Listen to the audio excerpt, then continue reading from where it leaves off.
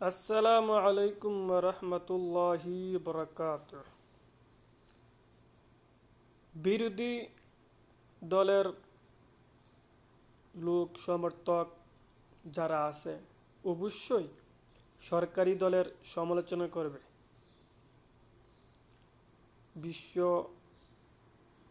যে ক্রাইসিস চলতেছে, এই ক্রাইসিস বিরোধী দল জানার পরও সমালোচনা তাদের করবে। এটা তাদের আহ, মানুষকে জানাতে হবে, মানুষকে বলতে হবে সামনে আমাদেরকে সুযোগ দাও, সামনে আমরা এই যত প্রবলেম আছে সলভ করে ফেলবো।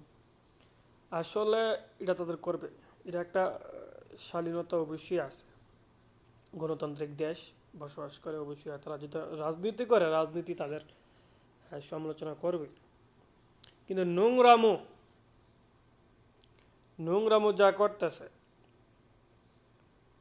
মিথ্যা অপপ্রচার যা করতেছে, মাত্র 2 মাসের একটা সরকার, এই 70টা বছর দেশটা কোন হালে ছিল, কি ব্যবস্থাপনায় ছিল, মানুষের কথা বলতে পারতো না। আমরা অনেকরে চিনি হাসিনার আমলে টু শব্দটা করতে পারে না।